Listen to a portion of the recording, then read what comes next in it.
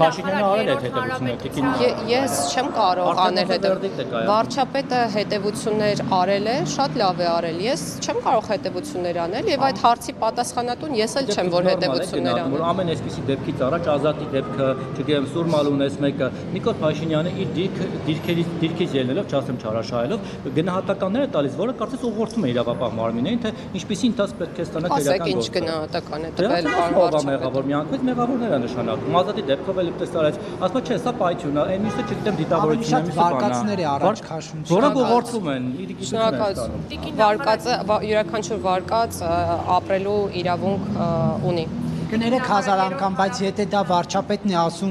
կներես վարչապետն է ասում դա Ես չեմ հիշում որևէ դեպք, որ առաջադրված վարկածները օբյեկտիվ իրականությունից շեղում ունենան։ Այսինքն, եթե մենք պայթյունի ձայնը լսել ենք, եղել է պայթյուն, ասել, որ եղել է պայթյուն, դա դառնում է վարկած։ Եթե Ազատի դեպքի հետ կապված վարչապետը մանրամասն ասում էր, որ վառարանն են փորձել վառել, բենզին են օգտագործել, դա ուղղորդում չի նախաքննական։ Մի բան էլի հարցնեմ, մեր կառավարման համակարգը կարծում դուք լավ պատկերացնում եք, թե ինչպիսինն է։ Ներքին գործերի նախարարությունը ում ենթակայությամբ է գործում։ Ինչի մաս է կազմում, այսպես ասեմ։ Մի րոպե։ Ինչի մաս է կազմում, կառավարության, չէ։ Ներքին գործերի նախարարությունում քրեական ոստիկանությունը, որ կար կամ հիմա որոշ մասով գործառույթները մի րոպե։ Կամ նույն տեղեկությունները, որ կարող են համանման տեղեկություններ տրամադրվել օրինակ ազգային անվտանգության ծառայության կողմից, ում ենթակայությամբ է գործում։ Պարզ չէ, որ որովհետև մի րոպե, որովհետև օպերատիվ հետախուզական մարմինները իմ ենթակայության տակ չեն գործում։ Ես ոնց կարող եմ իմանալ տեղեկություններ ու ավարտել։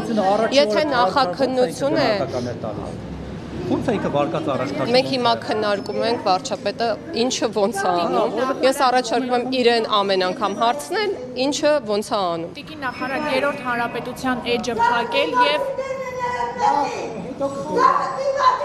Հաղեմ նախկիններին գնա։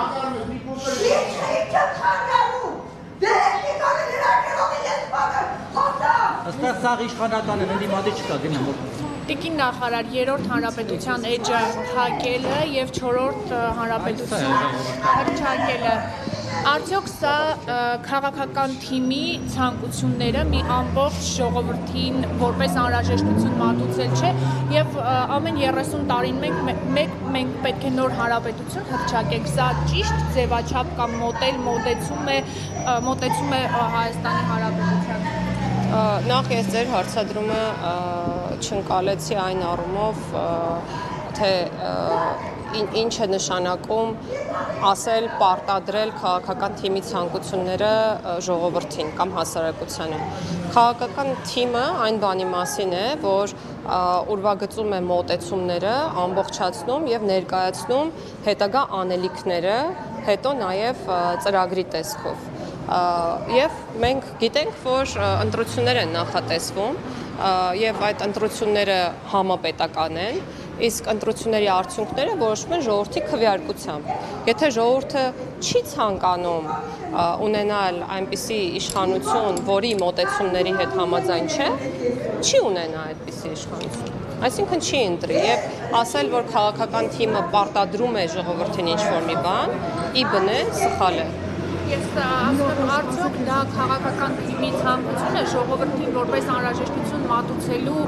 ձև չէ, ոչ թե ասում եմ քաղաքական թիմը կոնկրետ ասում է իրական Հայաստանի գաղափարախոսությունն է հրճակել չորրորդ հանրապետություն է։ Այո, բայց մենք գնալու ենք ընտրությունների եւ հետեւաբար, եթե ժողովուրդը համաձայն չէ մոտեցումների հետ, տեսեք, չորրորդ հանրապետության հռչակման հետ կապված հարցերը, որոնք քննարկվել են կուսակցության համաժողովի ընթացքում, կարող են իրականություն դառնալ միայն ժողովրդի կամքով։ Այլ տարբերակ հնարավոր չէ։ Հետևաբար ես այդ առումով ձեր հարցը չընկալեցի։ Այսինքն ժողովուրդը պետք է որոշի։ Ասում եմ, որ չորրորդ հանրապետության վերջնակետը լինելու է նոր սահմանադրության։ Ես կուզեմ դուք բացատրեք ինչ է սա նշանակում Տիկին Գալյան։ Սա նշանակում է, որ գուցեև մեր պետության համար որդեգրվեն եւ ավելի թավ կերպով գրվեն այն սկզբունքները, որոնց հիման վրա գործելու է 4-րդ հանրապետությունը, բայց իրավական տեսանկյունից եւ իրավահաջորդության տեսանկյունից մենք պետք է վստահ լինենք եւ ամեն ինչ անենք այնպես, որ որևէ խնդրի առաջ իհարկե չկանգնենք եւ բացառենք դա։ Ինչ կետեր, օրինակ ինչ լինի, որովհետեւ Երևան 4-րդ հանրապետության հաստատման Ես առաջարկում եմ ուղղակի սպասել, երբ համապատասխան փոփոխությունները կնախաձեռնվեն, մենք անպայման կկոմունիկացնենք դա։ Տիկին Գալյան, հնարավոր է այդտեղ խոսքը անկախության հռչակագրի հանել չհանելու մասին, Դա որևէ կապ չունի այն տրամաբանության եւ մոտեցման հետ, որը դրված է այդ հայտարարության հիմքում։ Այսինքն հանրապետության հաստատումը անկախության հռչակագրի պահել չպահելու հետ կապ չունի։ Իրականում կապ չունի, որովհետեւ անկախ նրանից անկախության հռչակագիրը կպահվի թե չի պահվի, դա պատմական իրողություն է։ Այսինքն երրորդ հանրապետությունը կարողացել է լինել միայն անկախության հռչակագրի շնորհիվ եւ դա պատմական փաստաթուղթ է, պատմական իրողություն։ Ես դա չեմ ասում, եմ 4-րդ հանրապետության ստեղծումն ու անկախության հռչակագրի պահել-չպահելը, որևէ կերպ Չէ։ Տիկին նախարար, Այն կարող է մնալ, բայց համանadrությամբ 4-րդ հանրապետության Մենք անկախության հռչակագիրը պատմության էջերից չենք կարող ջնջել։ Իմ պատասխանը դա է։ Տիկին նախարար, Դուք նկատի ունեք սահմանադրության մեջ հղումը պահել թե չպահելու։ Դա դեռ չենք քննարկել։ Սահմանադրության հետ նոր սահմանադրության եւ այդ անկախության հռչակագրում նոր Ֆանատները այսինչ աղ։ հղումը պահել չպահել Նույնիսկ ասացի, որ դուք կներանաք։ Մեր թե ձեր։ Ձեր ֆանատներն ընդդիմադիրների բոլորին։ Եթե քաղաքացիներն ինչ-որ բողոք ունեն գուցե եւ չգիտեմ։ Նախիններից է բողոք։ Հարցը կարող է բան չեմ բանանում, հասկանալ, որ ես էլ հասկանամ։ Հղումը պահպանել չպահպանելը եւ 4-րդ հանրապետության հաստատման այդ հեռանկարն ու սահմանադրությունը Որևէ պատճառական կապի արկայությունը չի քննարկվել եւ չի էլ հաստատվում այս պահին։ Մեկնաբանություն այդ մասով անել չեմ կարող։ Այսինքն եթե հղումը անգամ որոշեք պահպանել, դա 4-րդ հանրապետության, որ ասում են վերջնակետը լինելու է նոր Սահման սահման հակասում է թե ոչ կարծում եմ։ տիկին նախարար, համաներում սպասվում է թե ոչ։ Քննարկում չի եղել այդ մասով։ Տիկին նախարար մի հարց էլ, չգիտեմ, դրան տիկնայք շատ են աղմուկում։ Ժողովրդյան մի քիչ։ Ես առաջարկում եմ Կարող գնանք այն կողմ։ Չէ, որովհետև ես հանդիպում ունեմ ու ինձ սպասում եմ։ Արարատի դեմ ինչ ունեք, ուզում եմ հասկանալ, եթե մենք ունենք Արարատի մարզ, Արարատ քաղաք, Մասիս անունով քաղաք ու ունենք Արարատ Միրզոյան, ինչի եք Արարատի լեռան պատկերը հանում տնիկներից եւ տենց արշավ սկսել Արարատի դեմ։ Մեր սուպն է։ Կարելի է այդ տեխնիկական փոփոխությունը մեկնաբանել Չէ, դա շատ բովանդակային է։ Տեխնիկական թող մճի տարերը հանեն, թվերը հանեն։ Բովանդակայինը նախկինում, եթե չեմ սխալվում, էլի են եղել տարիներ, որ Արարատ լեռը չի Հա, հետո ավելացվել է։ Քոչարյանի ժամանակ կեսից, Քոչարյանի իշխանության կեսից չի եղել, հետո ավելացվել է։ Անձնագիրը բացում այդ կնիքը նայում եւ Արարատին այդպես ֆիքսում եւ Դե հիմա որ դուք չանեիք չենք ֆիքսվի դրա վրա։ Դե Բայց պարտադիր է մեր խորհրդանիշներից համարվում է։ Ինձ համար պատմականորեն իհարկե այո բիբլիական Ինչ էմոցիաներ առաջացնում Արարատը ձեզ համար։ Ես աշխատանքի գալիս եմ Զեյթուն վարչական համայնքից եւ երբ եղանակը պարզ է լինում, իմ օրը միշտ շատ լավ է սկսվում։ Պատմական հայրենիքի անունով վարչական շրջանից եք գալիս իդեպ։ Հայաստանում ամեն ինչ պատմական, հա, Զեյթունը պատմական հայրենիքի անունով է, չէ՞, մեր մարզերից մեկն է եղել։ Դա լավա թե վատ։ Չգիտեմ, լավա թե վատ։ Վերջը մենք ունենալու ենք հիշողություն, թե չենք ունենալու։ Ունենալու ենք։ Մեր ապրում ենք մեր հիշողությունը եւ պատմական անցյալը չմոռանալու գաղափարով եւ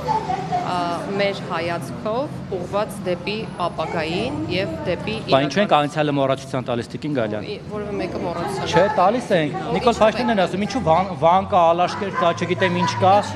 բան։ Բայց մենք մանիպուլացնում ենք։ Վարչապետի ասածները հետեւյալն է, չպետք է մոռանալ անցյալը,